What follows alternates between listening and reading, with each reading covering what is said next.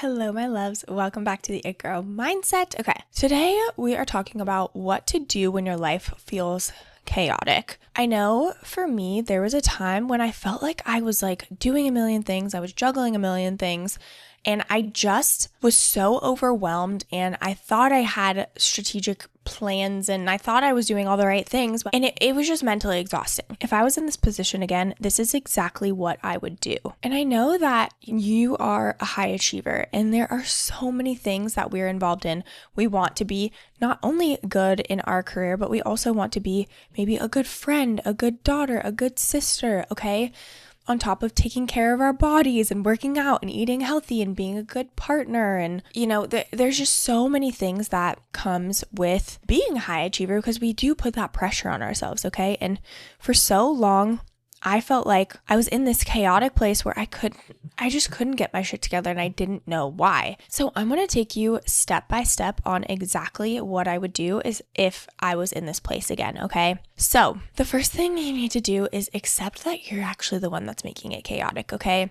I know sometimes that can be a hard pill to swallow, but everything that's happening or going on in your life is happening because of you. I'm not saying this to make you feel bad, but when you realize that you're in the driver's seat and everything that's happening to you is because of you, one, it can be a hard pill to swallow to accept that, but two, you know that you get to change that and you get to change the narrative around what's going on in your world. We've accepted the fact that everything's a little chaotic right now, and I get to change that. Okay, so that's the first tip. Tip number 2 is you're going to do a life audit. Okay, I actually do this every single month. I do a life and business audit, and I take a look and see, okay, what are the things that I'm doing every single day? Is this bringing me pleasure, or is this simply out of obligation? Obviously, there are things that we have to do out of obligation, but the more we can add into pleasure and shifting things to make them more joyful, the better your life gets. So example, all you're going to do is list out literally every single thing that you do, your habits, your routines, your rituals, your work stuff, everything. Okay. You're going to list out, and maybe you put an O next to everything that feels like an obligation and a P next to something that feels like pleasure. Okay. For me, working out is something that's fun for me.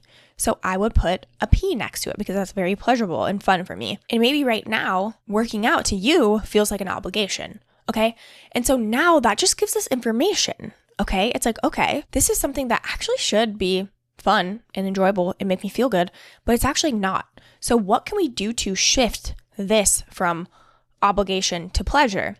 See how that works and see how powerful this can be if you do this for everything in your life, okay? Maybe there's bills, maybe there's cleaning your house, okay? If you have the capacity and you see, okay, cleaning my house is feeling so much out of obligation, maybe once a month I can hire a cleaner to take some pressure off of me. Or maybe you and your partner can switch off every other week or something like that, okay? But again, see how this is giving you so much information? Doing a life audit is so powerful. So again, go through everything. Maybe start in sections. Be like career, family, chores, okay? Whatever it may be. And maybe, example, you clean your house every single Sunday and it feels like it takes you 4 hours. Rather than just saying, okay, screw it. That feels like it's obligation. I'm just going to not clean the house, which no, it's very important to keep your space clean. It'll help with mental clarity. But what you can do is be like, okay, maybe instead I'm going to do like a 20-minute cleanup every single day and then just do Sunday things like washing the sheets or something like that, okay? Make it work for you, but make sure you are taking a life audit of every single thing, okay? Again, maybe walking your dog recently has felt like a chore and it's felt something out of obligation. How can you make it more enjoyable? Maybe you listen to a podcast. Maybe you do multiple shorter walks rather than one big walk, or maybe you do one big walk rather than shorter walks, okay? Again, it's about figuring out your life and what's actually fun for you and what's not, and trying to shift everything into pleasure as much as possible. And I know you might be like, Ashley, at the end of the day, there's so many things that are, we have to do even if we don't want to. Even for example, I think about a job. That might feel like an obligation to you. Maybe, I'm not saying quit your job if you've got a family to support and all the things, but if you're feeling like your job is out of obligation and you're not loving it, take action towards shifting that. you're in the driver's seat of your life. You get to control everything in your life. And so if you say like, I'm just stuck in this job that I hate, start making moves to shift that, okay? You have the power to shift everything in your life. So make sure you're looking at everything, obligation versus pleasure. And then from that list, you're going to decide, okay, how can I make this more pleasurable? How can I make this more joyful? How can I make this more fun? Is there a different way that I could do this?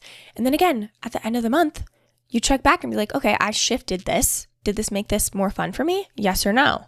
And go from there. Tip number 3 is to get your life organized, okay? If you are not using Notion, we can't be friends. No, I'm just kidding. But I love Notion so much. I organize my whole entire life in there. I have a whole life planner. I've got everything in there from my finances to my current rituals to, I obviously am a content creator. So I have my content calendar. I've got my planner. I've got my time blocking. Okay. You need to get organized. If you are feeling sporadic and like, oh my gosh, I barely know when my bills are due. I can't even look at my finances because it stresses me out. I have like a million credit cards and I don't even know where all the links are. Or, maybe you just feel so disorganized in your life with all of the things that we have to do, like paying bills. Again, that's something that is so important. And like planning your weeks, getting organized with work. Get Notion, okay?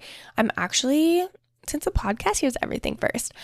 I'm actually going to be launching a new product very, very soon that is a Notion dashboard all in one. So you can have your goal setting, have your habits, your rituals, your day-to-day planning, your content calendar if you're a content creator, your finances, everything in one place. So everything is organized, okay? That will be coming very, very soon, but I use Notion so much and it's a big part of how I live my day-to-day life. And I was like, I need to share this with everybody because it's so powerful when you feel organized and you feel like you got your shit together, okay? I feel like too, there's so many things in life, like I said at the beginning of this episode, where it's like we have insurance for not only our house, if you're a homeowner, but you need renter's insurance too. But then there's registration for your car. Like there's just so many things. Even for me, we have a trailer. I've got trailer insurance. I've got to pay trailer registration. Like there's so many things. And if you can keep it organized in one place, your life is just going to feel so much more calmer and way less chaotic because you're like, okay, I know what date I need this to be done. I know what date this bill is due. I know where all my credit cards are. I know where all my money's going. I know what my income, what my expenses. I know what everything looks like. You're going to feel so much more peaceful, okay? And you also, with showing up in your day-to-day life, time blocking is going to be your best friend, whether you're a corporate girly or you're your own business owner. If you do not allocate time, you will not get it done. This is like my saying that I think is so powerful is, if you do not allocate time, how can you expect to get it done? Whether that is cooking dinner, okay? I literally have in my calendar a chunk of time when I'm in charge of making dinner, or else I'm going to be chaotic and working and not know when I need to stop and start. And okay, for peace of mind, outline everything you need to do and list it by priority and then start chunking that up in your calendar. Okay, even for work, all of my tasks, I use Google Calendar to like, okay, for an hour, I'm going to be recording podcasts this morning. And then I'm going to maybe do a 15-minute walk. And then I'm going to go ahead and, work on my email sequence, okay? Like I have all of my tasks in there, including my movement, okay? From 6:30 to 7:30, I'm going to the gym. From 7:30 to 8:45, I'm going to walk Luna. From 8:45 to 9:15, I'm going to eat breakfast and make coffee. And then, okay, you get the picture. If I do not allocate time, there is no way I'm going to know if I'm going to get it done. And you need to be honest with yourself about how much time it's going to take. That being said, don't give yourself too much time because not sometimes, you will get it done in the amount of time that you allocate for it, okay? For me, there was periods of time where I was giving myself like all day to do podcasting and I was like, Ashley, you don't need all day to record 2 podcast episodes. It doesn't take that long to edit. When I allowed myself the whole day to do podcasting, it took me the whole day. But now I give myself like 3 hours to do it and I get it done. It really is that simple.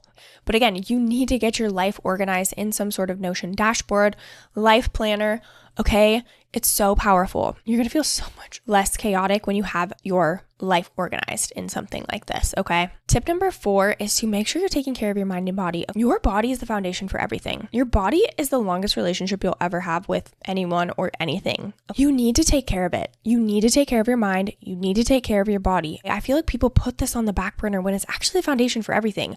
If you feel good, you're going to feel energized and you're going to be able to show up and you're going to be able to do all the things that you want to do and accomplish all the things and be present at the things that you want to and be so intentional with your time. But you need to feel good in your body first. And that means you need to eat healthy, you need to move your body, and you got to focus on your mindset.